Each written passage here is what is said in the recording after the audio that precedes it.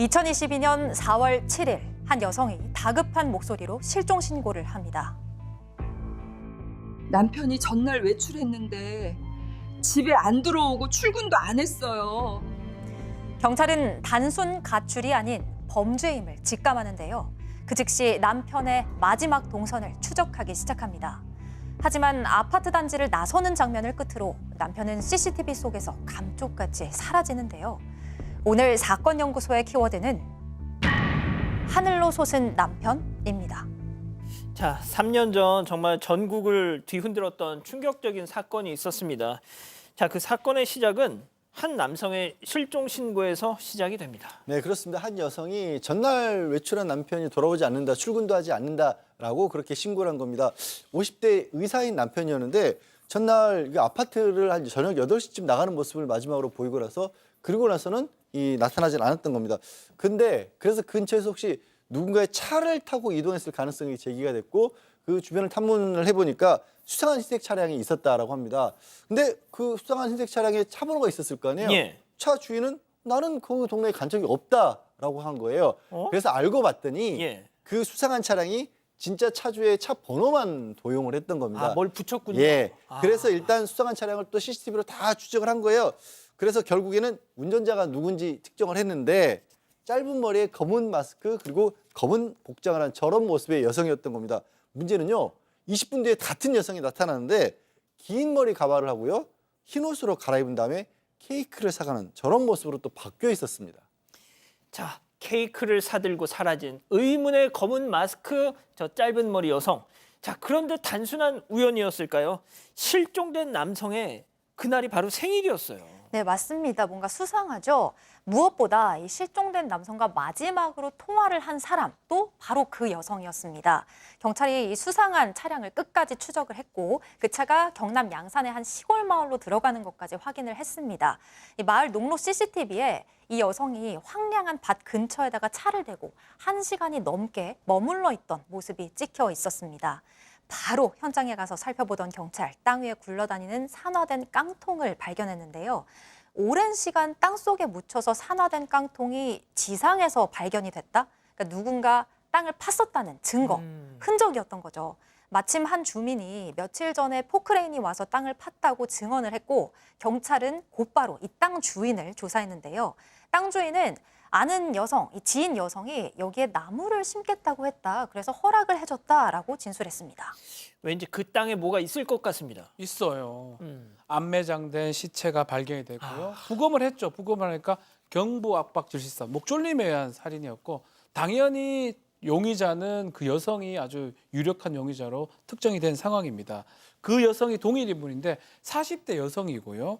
이 2013년부터 인터넷 주식 카페를 운영하면서 주식을 한다면서 접근해가지고 자신이 주식 전문 변호사다. 자신의 동생은 또 의사다. 이런 식으로 얘기를 하면서 이 피해자 남편한테 접근을 했던 것으로 보입니다. 나중에는 뭐 원룸에 어떤 투자 사무실을 구해서 같이 일도 뭐 했다고 하는데 시장이 좀 많이 안 좋게 되면서 여성이 투자에 실패를 했고요.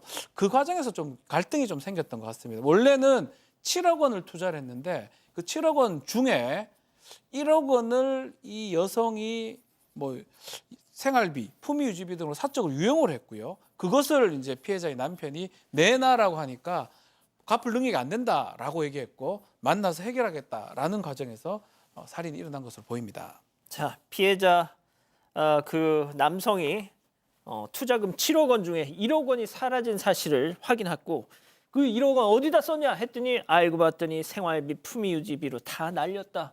당연히 그러면은 야, 그 돈 내놔 했을 거 아닙니까? 그런데 여기서 중요한 거는 여성분은 알다시피 투자 전문 변호사도 아니고 평범한 가정주부였었고 두 사람의 관계는 동업관계라고 하는데 투자금 1억을 받기 위해서 돈을 달라고 하니까 이 여성이 뭐라 했냐면은 지금은 줄 수가 없다 하면 세필 하니까 이 피해자 입장에서 볼 때는 그러면 내가 안 주면은 남편을 만나서 해결하겠다 이렇게 말했더니 그렇죠. 이 여성이 문제가 있었습니다. 뭐냐면 그전에도 예. 주식 투자를 해가지고 망한 적이 있기 때문에 남편한테 각서를 쓴 거예요. 다시는 주식 투자를 안 하겠다라고 했는데 이걸 알게 되면 남편이 이혼을 당할 것 같으니까 이 여자가 겁이 났어요. 그러다 보니까 야 이럴 바에는 차라리 이 피해자를 살해하겠다. 그렇게 충격적인 마음을 먹게 되었던 것인데요. 그런 다음에 4월 7일 날 피해자하고 만나기로 약속한 뒤에 범행을 준비하기 시작했는데 자, 밭을 가진 시인한테 연락을 했습니다. 내가 나무를 심어야 되니까 밭 좀 팠게 하면서 포크레인 기사를 불러가지고 깊이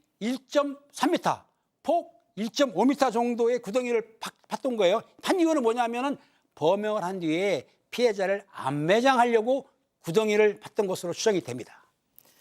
아, 이 남자가 우리 그 일을 찾아가서 네 마누라 때문에 내 돈 날렸다. 주식 투자 맡겼는데 날렸다. 이 사실을 알면 나 이혼당한 나 집에서 쫓겨나. 아, 그럼 죽여야지.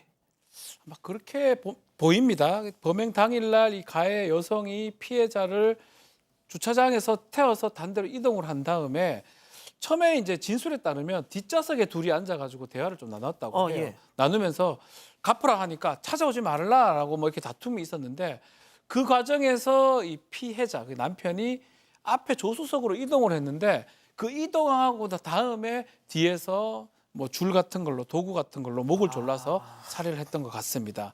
근데 이제 아주 계획적인 게 예. 도주를 대비해서 옷을 갈아입고 지금 최초 봤던 것처럼 가발까지 착용하면서 CCTV에서 혼란을 야기하려고 했던 거고요. 차량 역시 빌린 건데 좀 전에 말한 것처럼 가짜 종이 번호판을 붙여가지고 이동하면서 결국은 혼란을 일으켰습니다. 아, 그래서 그 가짜 종이판 차주를 찾아갔더니 전 간 적도 아니죠, 없는데요. 그러니까, 예. 아. 자, 그런데 이게 끝이 아니에요. 피해자를 자신이 살해한 사람을 무려 3번이나 안매장했다고요? 네, 맞습니다. 먼저 범행 당일에 가해 여성은 차 안에서 피해자를 살해한 다음에 미리 파둔 구덩이에 시신을 묻습니다. 이때는 깊이 묻기보다는 시신을 좀 임시로 가려질 정도로만 묻는 가매장 정도였고요. 다음 날 그런데 이 피해자의 아내가 당신이 남편 만나러 갔던 거 아니니까 남편이 만나러 갔던 게 당신 아니냐라고 가해 여성에게 묻습니다. 이 가해 여성 급하게 알리바이를 꾸미는데요. 자신의 집 컴퓨터를 이용해서 2021년 말, 그러니까 사건이 발생한 게 2022년이니까 1년 전에 이미 피해자와의 동업과 채무 관계가 모두 종료됐다라는 내용의 거짓 계약서를 작성합니다. 자, 이해를 돕기 위해서 제가 판례를 준비했는데요. 첫 번째 안매장. 자, 첫 번째 안매장. 피해자를 살해한 당일에 임시로 묻었던 그 가매장했던 안매장을 이야기하고요. 두 번째로는 수사망을 피하기 위해서 작성했던 그 거짓 계약서 있잖아요. 그 거짓 계약서에 피해자의 서명이 필요한 거 아니에요? 피해자를 묻었던 땅으로 다시 가서 시신이 있는 곳을 팝니다. 그리고 피해자의 왼손 엄지에 인주를 묻혀서 가짜 계약서에 지장을 찍습니다. 그리고는 파낸 걸 다시 메운 게 바로 두 번째 안매장이었습니다. 자, 그리고 마지막 세 번째는요. 4월 9일, 그러니까 범행을 저지르고 이틀 뒤에 사건을 전혀 알지 못하고 있던 땅 주인을 데리고 와서 포크레인으로 시신이 있는 부분을 다시 단단히 덮었습니다. 이번에 완벽한 은폐를 시도한 거죠.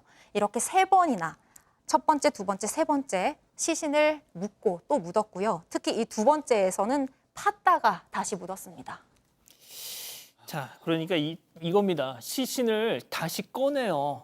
안매장했던 시신을. 그래서 그 시신에 손가락 해가지고 인주를 묻혀서 계약서에다 지장을 찍는 만행을 저질렀다는 겁니다. 자, 이게 양 변호사님, 저희가 3년 전에 이 사건 발생 당시에 이걸 전해드렸어요. 그때 양 변호사님도 계셨는데 가해자는 40대 여성이고 피해자는 50대 남성입니다.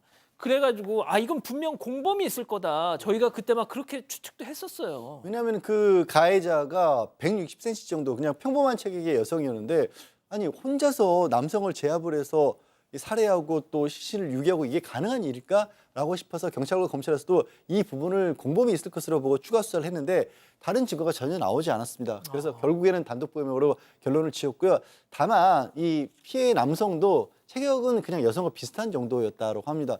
어쨌든 좀 이해하기 어려운 상황이긴 한데 검찰은 굉장히 무거운 범죄로 봐서 28년형을 구형을 했고요.